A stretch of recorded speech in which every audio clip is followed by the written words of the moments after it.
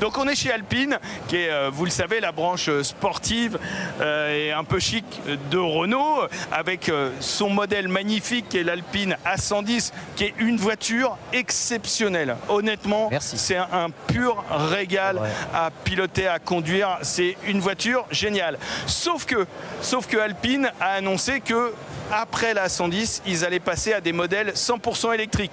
Alors je te raconte pas, mon pépé, l'effroi chez les passionnés d'Alpine, l'effroi que Alpine passe au tout électrique. Alors on avait un peu peur de ce qu'ils allaient faire. Ils ont annoncé qu'ils allaient faire des SUV, donc on avait encore plus peur parce que normalement les Alpines c'est des petits SUV. sports. Ils avaient annoncé ça? Mais oui, SUV électrique. Donc imagine en sachant qu'elle, qu'elle fait son reportage en même temps. Exactement, en sachant qu'Alpine c'est des petites voitures sportives, légères. Exactement, légères. Et même ils sont même illustrés dans le rallye et tout ça. Et puis sur ce mondial de l'auto, ils nous sortent ce concept. Voilà. On peut commencer à faire bouger un petit peu parce que là, heureusement, et regardez un petit peu. Waouh! Ah, c'est... Là, t'es en position de conduite pour le GT1. T'as vu? Pour quand tu veux être en mode sportif, quand tu veux attaquer, quand tu veux piloter, tu vois, le siège se bascule. Et quand tu veux être en conduite plus tranquille, hop, le siège se met en position normale pour que tu sois plus confort. On me dit qu'elle sortira sous ce nom-là. A390, bien sûr.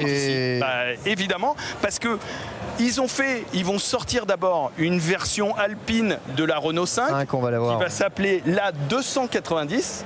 Et là, c'est la 390, le modèle d'au-dessus. Et oui.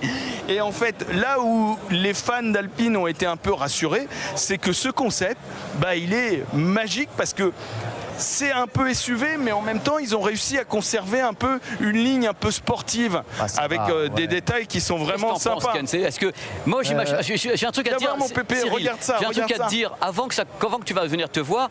J'ai du mal à croire qu'elle peut arriver comme ça.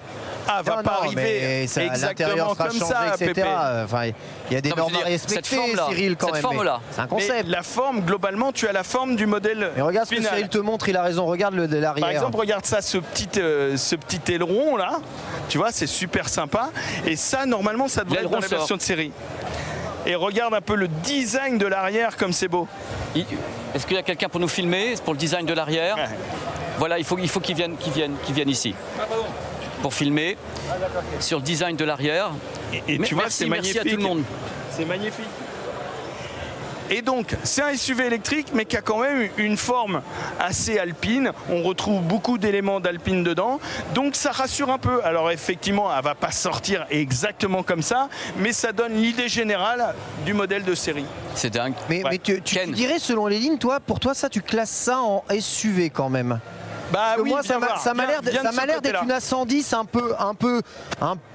peu plus grande, quoi. Tu vois la 110. Sedan A110, quoi. La 110, c'est une voiture de sport. Elle est vraiment, tu vois, posée au sol. Elle est très basse et tout ça. Après ça, c'est une 5 là, portes. Elle est quand même en hauteur. Elle est 5 portes. Mais tu vois, tu as quand même, par exemple, là, tu as la ligne. Tu as la ligne de la 110, la ligne alpine. Donc c'est super sympa. Et elle est SUV, mais elle est quand même, tu vois, elle est quand même assez racée. C'est ça. Donc ça c'est sympa. On me dit dans l'oreillette que c'est un sport fastback et pas un SUV. Je me permets de virer ça, une bêtise. C'est du marketing bullshit. Alors, le marketing. Attendez, ils sont où les SUV, ça veut dire gens d'Alpine. C'est du marketing bullshit, messieurs, dames. Voilà, c'est fait. Merci. SUV, c'est véhicule de loisir. Voilà, véhicule de loisir. On va se faire bien voir. On fait les salons et on va se faire bien voir. C'est magnifique. Bon, dans tous les cas, tu me dis que ça va sortir. Ça va sortir. Tu veux un petit détail marrant? Hein, Ken aussi, tu veux un petit détail marrant? C'est regarde ça. Ah, ça fait le A. Non, ça a une forme de montagne. Oh! Alpine, oui. les Alpes, la montagne. J'y crois pas, mais c'est pire que la tech en fin de compte.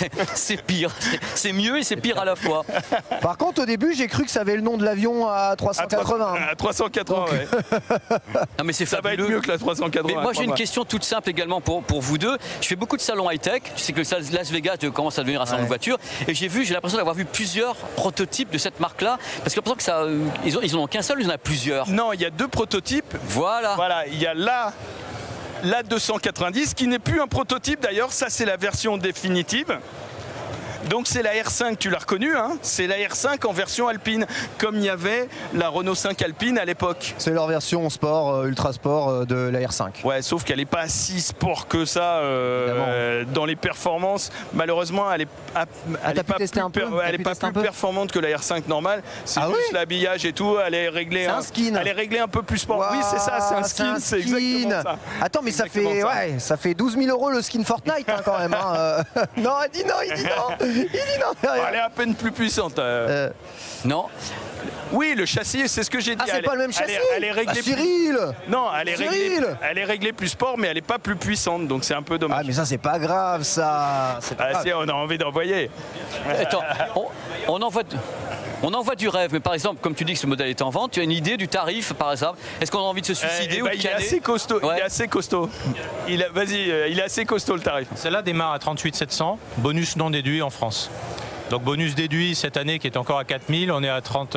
Hors option à PPA. Ça c'est la version d'entrée. Mais sur la version d'entrée, vous avez déjà 180 chevaux, les 19 pouces, butée hydraulique, l'expérience alpine, bouton overtake, toute la connectivité. Et après, version 220 chevaux, vous avez des tarifs ici de versions les plus haut de gamme.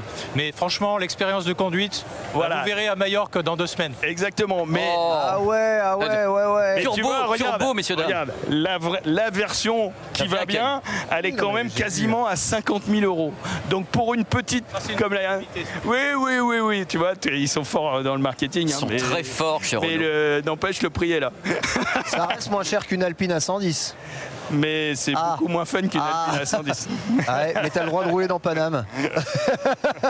Mais avec une A110 aussi. Hein. Ah ouais, c'est vrai qu'en fait, elle est pas si... Elle est critère 0, ouais, une A110. non. Critère 0 peut non, pas 0. Oui, si, critère 0. Ken, je peux te poser une question parce que là, tu es arrivé pendant l'émission. Toi, si je te dis quelle est ta passion dans l'automobile, ça correspond à quel type de véhicule? Parce que là, on fait des véhicules, on est avec Cyril et tu nous suis. Mais toi, qu'est-ce qui te fait rêver au mondial de l'auto? J'ai fait beaucoup de karting et de rallye quand j'étais petit, donc c'est plus, on va dire, les voitures de route. C'est ça mais ce que j'aime beaucoup dans l'automobile, c'est l'ingénierie et la mécanique. Moi, je suis ingénieur de formation, enfin mathématicien, ingénieur de formation, et l'ingénierie automobile, c'est vraiment de l'ingénierie de pointe qui mêle tout un tas de pans de la science super intéressants et qui ont mené, tu vois, l'efficacité automobile vraiment très loin. Ce que je déplore un peu aujourd'hui, c'est justement cette efficacité automobile, elle tend de plus en plus à être mise de côté pour avoir quelque chose qui, je sais pas comment dire, look good ou fait plutôt pas mal. Toi, là, on passe aux voitures électriques. Sincèrement, au quotidien, une voiture électrique, il n'y a rien de mieux parce que c'est très facile à recharger chez toi. Oh, franchement, il n'y a rien de mieux. Hein. Y a pas ça fait pas de bruit, c'est tranquille, tu passes partout. Et on peut ranger ton vélo. C'est ultra fluide, il n'y a rien de mieux. Mais okay. Tu vois, j'ai l'impression que les constructeurs, très peu de constructeurs cherchent à avoir une efficacité sur les voitures électriques. Ce qu'on appelle le CX, le coefficient de pénétration dans l'air. D'accord, ils sont contents ici, ils sont ravis. Continue. Et oui et non, parce que avec des voitures qui prennent le vent autant, qui sont aussi lourdes et qui sont aussi là, il y a très peu de constructeurs qui vont chercher tu sais, à l'époque, souviens-toi, la Citroën DS, etc. Ils allaient chercher les meilleurs coefficients de frottement possible pour consommer le moins possible. Une Model 3, voilà, la Model 3. Une Tesla Model 3, le CX, il est extraordinaire. C'est exactement ce que je dis. En fait, il y a très peu de constructeurs le CX pour les gens. C'est le coefficient de pénétration dans l'air. Voilà. Et c'est ce qui va impacter directement ta consommation parce que plus tu roules, plus ta consommation et plus l'énergie que tu vas devoir dépenser dans la voiture va augmenter. Attention Ken, parce que regarde, un détail comme ça, tu as l'impression que c'est un détail d'esthétique. Ouais, je sais qu'il y a des trucs. En fait, ça c'est pour gérer le flux d'air. Je sais, pareil, en bas. Ils sont malins quand même, en bas les aussi, designers. T'as des trucs, ouais. Ils sont malins les designers. Donc là, tu as l'impression que c'est pour faire beau, mais non, c'est pour quand même limiter les perturbations aérodynamiques à la. Ça c'est vrai. La traînée, pour limiter la traînée. Il y a beaucoup d'efforts qui sont faits là-dessus, mais sincèrement, j'ai testé beaucoup de voitures électriques parce que c'est un domaine qui m'intéresse pas mal. J'ai trouvé très peu de voitures qui sont capables de faire du 11 kWh au 100, tu vois. Non, très peu. Alors que c'est possible aujourd'hui. Mais alors c'est possible, mais pas avec tous les équipements de confort. C'est tu vois, avec de pouvoir mettre 5 personnes bien dedans. Oui, voilà, c'est ça. Alors il y a une voiture, la Lucid Air, la Lucid Air. On avance les garçons. Qui a un CX extrêmement bas, par exemple. Moi, je veux qu'on travaille sur les consommations des voitures électriques. C'est peut-être un des plus gros problèmes des voitures électriques, c'est l'autonomie. Mais si on travaille sur les consommations, en fait, à l'époque, quand on avait des 205 GTI qui consommaient 13 litres au 100 sur un petit 2 litres de merde là, eh bien, on arrivait à avoir des performances à chier. C'est vrai, on se faisait plaisir. Et aujourd'hui, on arrive à trouver des puissances extraordinaires. Oh, il me fume. Je veux dire, une 205 GTI, ça consomme plus qu'une Porsche 911 aujourd'hui.